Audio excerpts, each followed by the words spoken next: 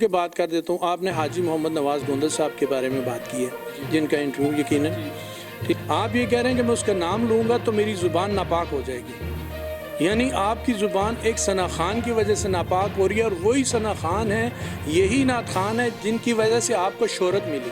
اس کا ذاتی کریکٹر تو سب کو پتہ ہے. نیب میں بھی گیا، نیب میں وہ بھی گئے، ٹھیک ہے. مجھے اللہ تعالیٰ نے بلیک اینڈ وائٹ کلیئر کیا، جبکہ وہ بارگین کر کے کروڑوں روپے دے کے انہوں نے جان چھڑوائی، ٹھیک ہے. کراس لگایا. یہ تو کہتے ہیں نا ہم کراس لگا دیتے ہیں. ابھی آپ لوگ کون ہوتے ہیں کراس لگانے والے؟ آپ لوگوں کی کیا اوقات ہے؟ نعت خانوں کو آپ سرکار مدینہ کی محفل میں آنے سے روکیں، اور آپ کی جرت ہے کہ آپ کسی کو یہ کہنے کے قابل ہیں کہ آپ نے کسی کو کراس لگا دیا؟ اور مجھے بتا دیں ثنا خان مصطفیٰ حاجی نواز گوندل نے یہاں روک لیے تو کیا سرکار کی محفل یہاں پہ نہیں ہوئی؟ نہیں آئیں گے اگر وہ غلط ہیں. تو اگر میں غلط ہوں تو سرکار مدینہ میرا چہرہ بھی ایسا مس کر کے بھیجے کہ ساری دنیا کو پتہ لگ جائے کہ ملک عرفان جھوٹ.